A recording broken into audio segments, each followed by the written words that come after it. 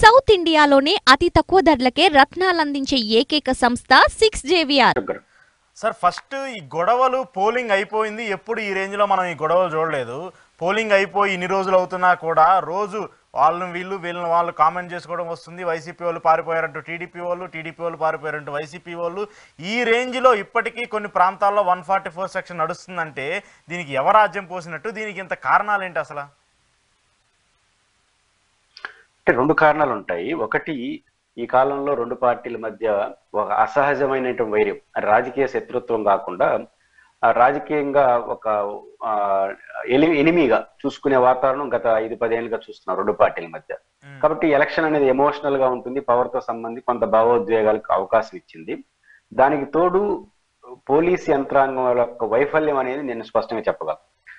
ఆ పోలీసు వెనుక సిఈసి వేసిన వాళ్ళ సిఎస్ఐ వేసిన వాడ అనేది దట్ ఈస్ డిఫరెంట్ ఇష్యూ.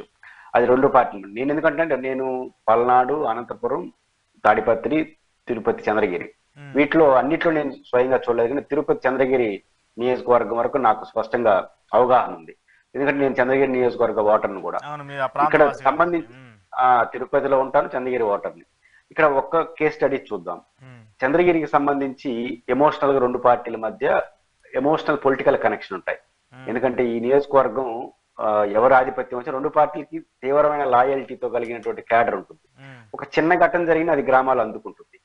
మీరు ఎలక్షన్ రోజు ఏం జరిగింది, నేను ఎవరు ఏంటి చెప్పను.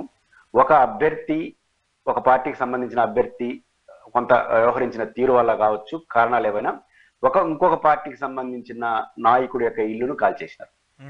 ఒక మాస్ 2-3 కానిస్టేబుల్ సమక్షంలోనే.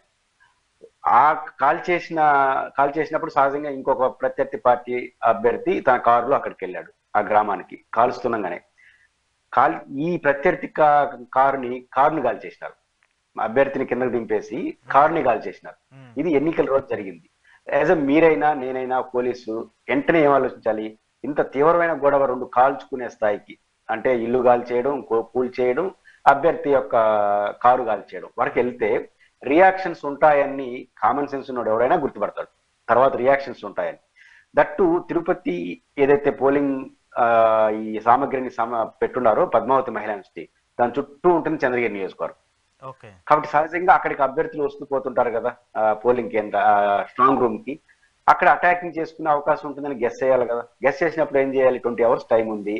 వెంటనే రెండు పార్టీలకు సంబంధించినటువంటి అలాంటి ఆలోచనలు, అలాంటి యాక్టివిటీ కలిగిన వాళ్ళు అరెస్ట్ చేస్తుంటే సమస్య వచ్చింది. సింపుల్ లాజిక్ చేయలేకపోయినారు, గెస్ చేయలేకపోయినారు. తర్వాత అదే పోలింగ్ స్టేషన్ దగ్గర వచ్చి నాని గారిని, ఎందుకంటే డైరెక్ట్ పేరు ఇంకా దాడి చేసింది ఆయన పైన కాబట్టి నాని పైన దాడి చేశారు. దాడి చేసిన 3 గంటల తర్వాత ఆ పక్క ఒక 1000 మంది, ఈ పక్క 1 మంది జనం సమ్ముకున్నారు. ఎట్లా అలవ చేస్తారండి? ఒక అభ్యర్థి పైన ఇంకొక అభ్యర్థికి సంబంధించిన వాళ్ళు దాడి చేసినారంటే రెండు వైపు నుంచి సమీకరవుతారు. పైపు ఆనుకొని వస్తారని తెలుసు కదా. బ్యారికేడ్లు పెడిసి ఎక్కడికక్కడ చెదరగొడేసి ఉంటే అక్కడికి వచ్చుంటారా? అంటే ఇక్కడ పోలీసు వైఫల్యం అనేది చాలా స్పష్టంగా కనిపిస్తుంది. ఇంకా లాయల్టీస్ ఉన్నాయి కాబట్టి చిన్న చిన్న విషయానికి పెద్దదవుతా ఉంది. ఇక్కడ పల్నాడు కూడా అట్లే ఉందా, అనంతపురం కూడా అట్లే ఉందా నాకు తెలియదు. కానీ చంద్రగిరి ఘటన చెప్పిన పోలీసుల యొక్క వైఫల్యం చాలా స్పష్టంగా, అందుకే బహుశా ఎస్పీ గారిని బదిలీ చేసినట్టున్నారు, విచారణ జరుగుతా ఉంది. అది ఏం జరుగుతుంది కాబట్టి నేను రెండు కారణాలు, ఒకటి పార్టీల మధ్య ఉన్న సహజమైన వైరం, రెండోది పోలీసుల వైఫల్యం, మూడోది ఎలక్షన్ కమిషన్ కూడా కొంత ఆత్మ పరిశీలన చేసుకోవాలి. కంప్లైంట్ ఆధారంగా చేసుకొని ఎప్పటికప్పుడు డెసిషన్ తీసుకుంటే, ఇప్పుడు ఉదాహరణ మా తిరుపతి ఎస్పీ గారు వచ్చి ఆయన కొత్త, కానీ అదే ఒక 6 నెలలు ఉన్న ఎస్పీకి అర్థమైపోతుంది చంద్రగిరి నియోజకవర్గం ఏంటి, పురుషోత్తం ఏంటి, అశోక్ అంటే కొంత క్లారిటీ వస్తుంది. ఈ నియోజకవర్గం బాడీ లాంగ్వేజ్ ఎలా ఉంటుంది. ఇప్పుడు నాకు తెలిసి ఆ పల్నాడులో 24 గంటల మీద ఒక సిఐని మార్చారట. అంటే ఎట్టబడితే కానీ నేను అంటున్నది ఎలక్షన్ నోటిఫికేషన్ తర్వాత మార్చకూడదు. ఎలక్షన్ నోటిఫికేషన్ ముందే అనుమానం ఉన్న వాళ్ళందరినీ సెట్ చేసేసేసి, అనుమానం ఉన్న వాళ్ళని, ఏ ఎస్పీ సరిగ్గా ఉన్నాడు, ఏ కలెక్టర్ సరిగ్గా అందరినీ తీసాడ బారేసి ఫ్రెష్ గా పెట్టేసి ఎలక్షన్ నోటిఫికేషన్ తర్వాత ఫ్రీ వదిలేవాలి. కనీసం 2-3 నెలలైన వాళ్ళు ఫీల్డ్ మీద ఉండాలి. ఇది కూడా ఒక వైఫల్యంగా నాకు అనిపిస్తుంది.